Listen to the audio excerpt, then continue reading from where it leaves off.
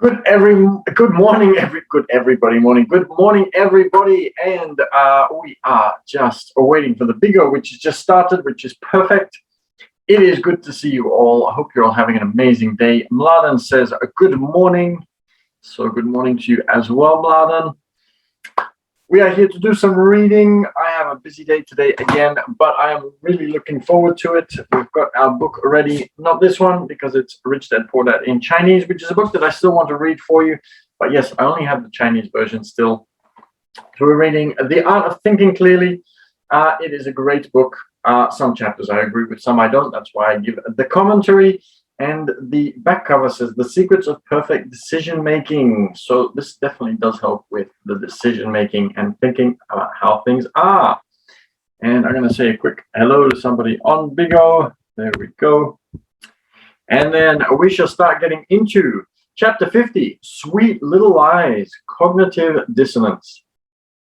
A fox crept up to a vine. He gazed lovingly at the fat, purple, overripe grapes. He placed his front paws against the trunk of the vine, stretched his neck, and tried to get at the fruit, but it was too high. Irritated, he tried his luck again.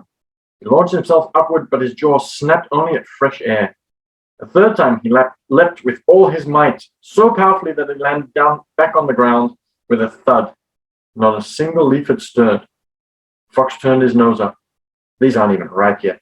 Why would I want sour grapes? Holding his head high, he strode back into the forest. The Greek poet Aesop created this fable to illustrate one of the most common errors in reasoning. An inconsistency arose when the fox set out to do something and failed to accomplish it.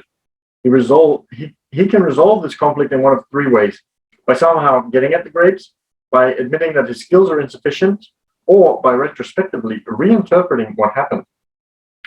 The last option is the example of cognitive dissonance, or rather, its resolution. Suppose you buy a new car. However, you regret your choice soon after. The engine sounds like a jet taking off, and you just can't get comfortable in the driver's seat. What do? Giving the car back would be an admission of error. You don't want that. And anyway, the dealer probably wouldn't refund all the money. So you tell yourself that a loud engine and awkward seats are great safety features that will prevent you from falling asleep at the wheel. Not so stupid after all, you think, and you are suddenly proud of your sound, practical purchase.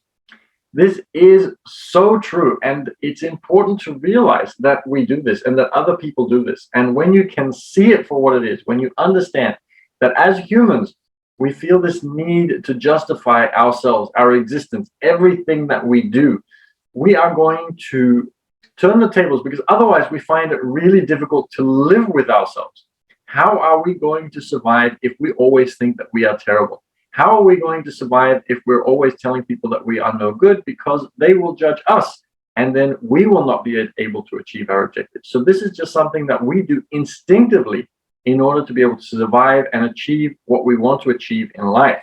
But we need to understand that people do this. Now, we do this, not only other people, but we do this as well. So you need to look out for it, because otherwise people will start saying things that we might believe are not actually true. Leon Fesslinger and Merrill Carl Smith of Stanford University once asked the students to carry out an hour of excruciatingly boring tasks. Then they divided the subjects into two groups. Each student in group A received about $1. It was 1959. And instructions to wax lyrical about the work to another student waiting outside. In other words, to lie.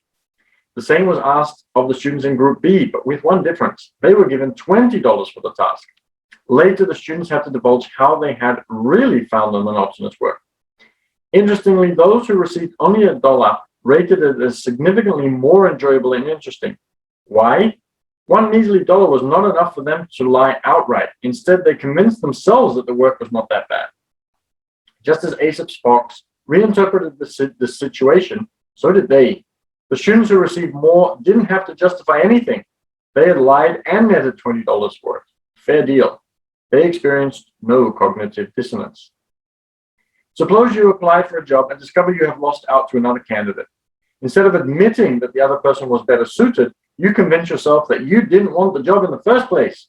You simply wanted to test your market value and see if you could get invited for the interview. And so now, from your perspective, it's a good outcome. Otherwise, it would have been a bad outcome. So we lie to ourselves all the time. I used to say, and this is very interesting, I used to say, there's only one person you can lie to, and that is yourself. So I might very quickly then go back and we'll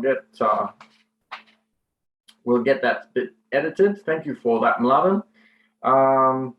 It rebooted and put me on mute, which it usually doesn't.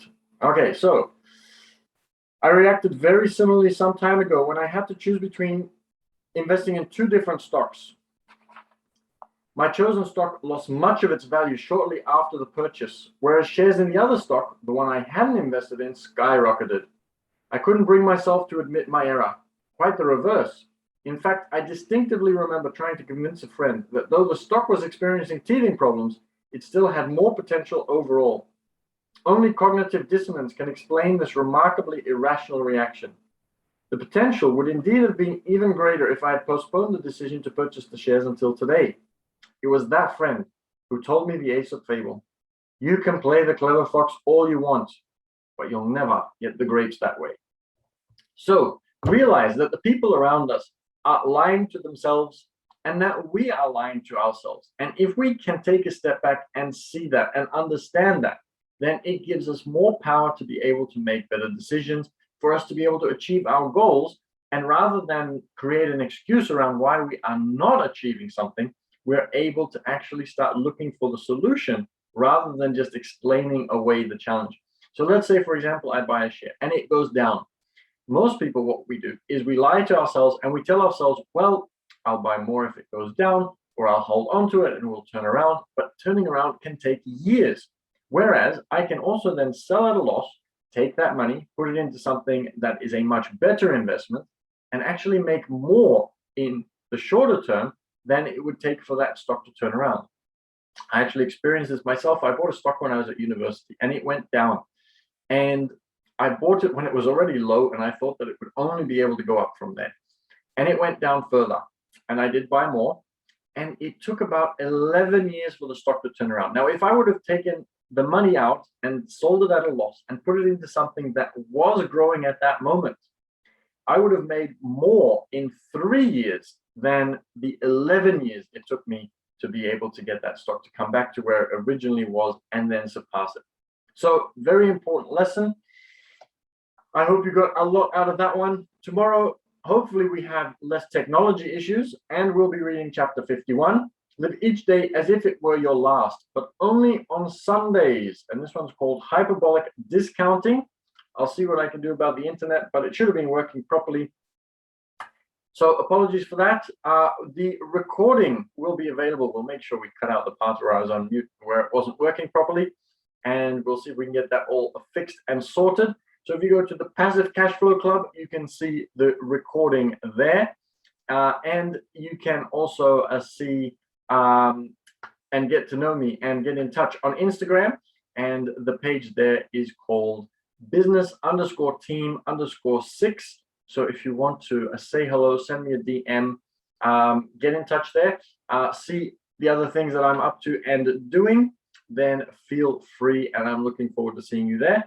So fingers crossed for better technology tomorrow. Have a look for the cognitive dissonance today around you and see what you see and what you can learn from it, and realize that other people are lying to themselves and that we also lie to ourselves.